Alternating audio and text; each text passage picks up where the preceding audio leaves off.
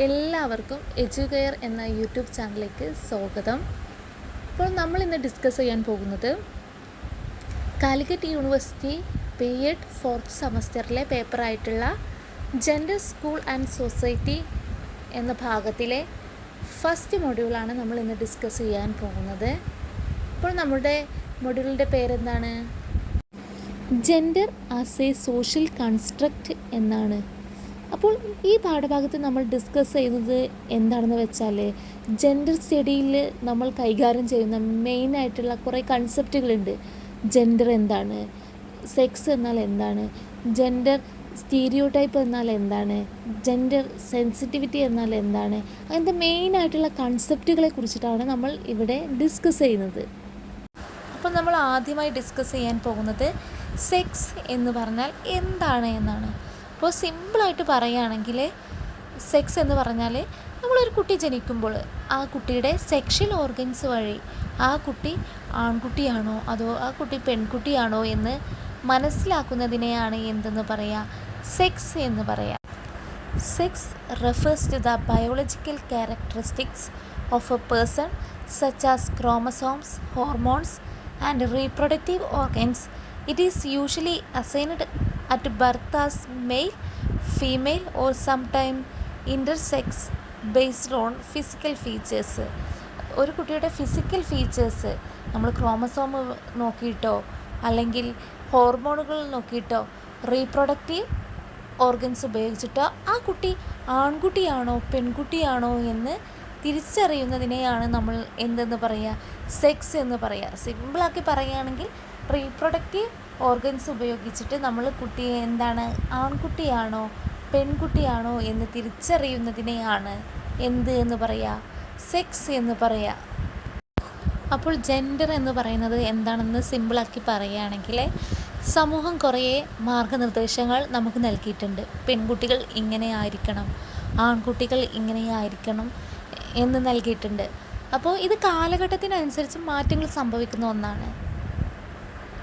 ഇങ്ങനെ ആൺകുട്ടികൾ ഇങ്ങനെ ചെയ്യാൻ പാടുള്ളൂ, പെൺകുട്ടികൾ ഇങ്ങനെ ചെയ്യാൻ പാടുള്ളൂ പറഞ്ഞാലും ഓരോ വ്യക്തിക്കും തനിക്കിഷ്ടമുള്ള രീതിയിൽ പെരുമാറാനുള്ള അവസരം നമുക്കുണ്ട് എന്നാണ് ജെൻഡർ എന്ന ഭാഗത്ത് പറയുന്നത്. ഇനി നമ്മൾ ഡിസ്കസ് ചെയ്യാൻ പോകുന്നത് differentiate between sex and gender. അപ്പോൾ നമ്മൾ സെക്സിനെയും ജെൻഡറിനെയും തരംതിരിച്ച് എഴുതുമ്പോൾ എങ്ങനെ എഴുതണം? അപ്പോൾ ഫസ്റ്റായിട്ട് സെക്സിൽ വരുന്നൊരു ഭാഗമാണ് മെയിൽ ഓർ ഫീമെയിൽ. ഇപ്പോൾ ഇവിടെ നമ്മൾ നേരത്തെ പറഞ്ഞ പോയിൻ്റാണ്, കുട്ടി ജനിക്കുമ്പോൾ സെക്ഷൽ ഓർഗൻസ് വഴി കുട്ടി ആൺകുട്ടിയാണോ പെൺകുട്ടിയാണോ എന്ന് തീരുമാനിക്കുന്നതിനെയാണ് നമ്മൾ എന്തെന്ന് പറയുക? മെയിൽ ഓർ ഫീമെയിൽ എന്ന് പറയാം. ഇത് സെക്സിൻ്റെ ഭാഗത്ത് വരുന്ന പോയിൻ്റാണ്. അപ്പോൾ മെയിൽ ഓർ ഫീമെയിൽ എന്ന് പറഞ്ഞാൽ എന്താണ്? സെക്ഷൽ ഓർഗൻസ് വഴി കുട്ടി ആൺകുട്ടിയാണോ പെൺകുട്ടിയാണോ എന്ന് തീരുമാനിക്കുന്നതാണ്. ഇനി അടുത്തതായി നമ്മൾ പറയാൻ പോകുന്ന പോയിൻ്റ് ജെൻഡറിൻ്റെ ഭാഗത്ത് വരുന്ന ഒരു പോയിൻ്റാണ് masculine or feminine behaviour or roles. ഇതിലെന്താണ് പറയുന്നത്? സമൂഹം ആൺകുട്ടികൾക്ക് ഇങ്ങനെ പെരുമാറണം, പെൺകുട്ടികൾ ഇങ്ങനെ പെരുമാറണം എന്ന് കുറേ മാർഗനിർദ്ദേശങ്ങൾ നൽകിയിട്ടുണ്ട്. അതിനെയാണ് മസ്കുലിൻ ഓർ ഫെമിനിൻ ബിഹേവിയർ എന്ന് പറയാം. ഇനി അടുത്തതായി നമ്മൾ ഡിസ്കസ് ചെയ്യാൻ പോകുന്നത് എന്തിലെ പോയിൻ്റാണ്? സെക്സിലെ പോയിൻ്റാണ്. Biological physiological characteristics. അപ്പോൾ എന്താണ്? ജൈവവും ശാരീരിക ഘടനയുമായി ബന്ധപ്പെട്ട സവിശേഷതകൾ.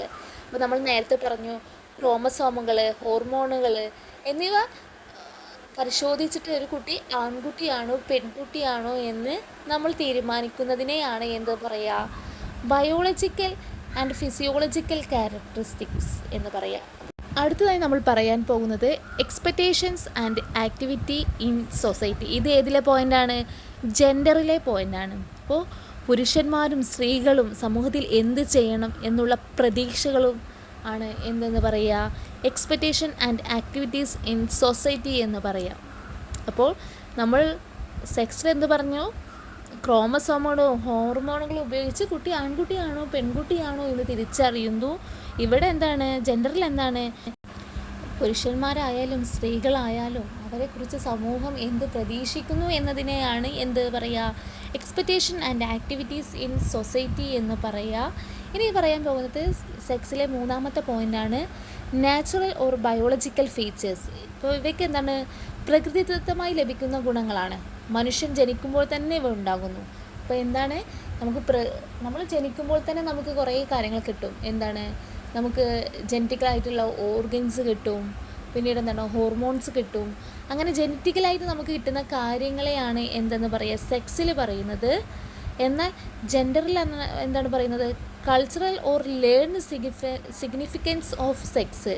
ഇവിടെ എന്താണ്, സെക്സിൻ്റെ അടിസ്ഥാനത്തിൽ സമൂഹം നമ്മെ പഠിപ്പിക്കുന്ന വേഷങ്ങളെയും അർത്ഥങ്ങളെയുമാണ് എന്തെന്ന് പറയുക, cultural or learned significance of sex എന്ന് പറയാം.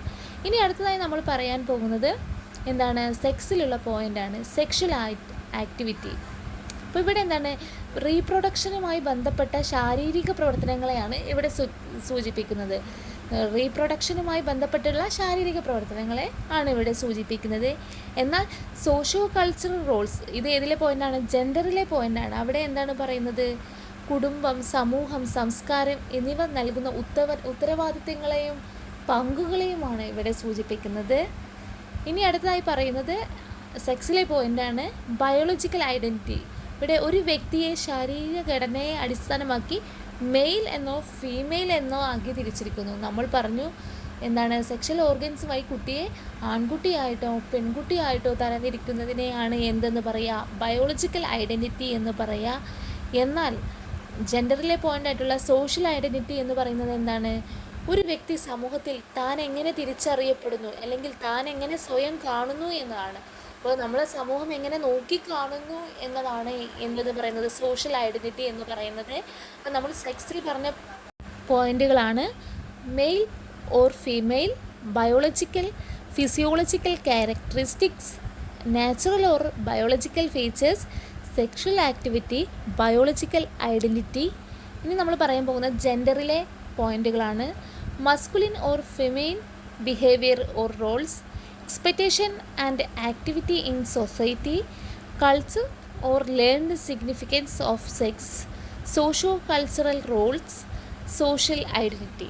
അപ്പോൾ നമ്മളിവിടെ ഇന്ന് ഡിസ്കസ് ചെയ്തത് എന്തൊക്കെയാണ്, സെക്സ് എന്നാൽ എന്താണ്, ജെൻഡർ എന്ന് പറഞ്ഞാൽ എന്താണ്, ഇവ തമ്മിലുള്ള ബന്ധം എന്താണ് എന്നുമാണ്. അപ്പോൾ ഇന്നത്തെ ഭാഗം എല്ലാവർക്കും മനസ്സിലായി എന്ന് തോന്നുന്നു. അപ്പോൾ ഇതിൻ്റെ തുടർച്ചയുമായി നമുക്ക് അടുത്ത ദിവസം വീണ്ടും കണ്ടുമുട്ടാം. Thank you.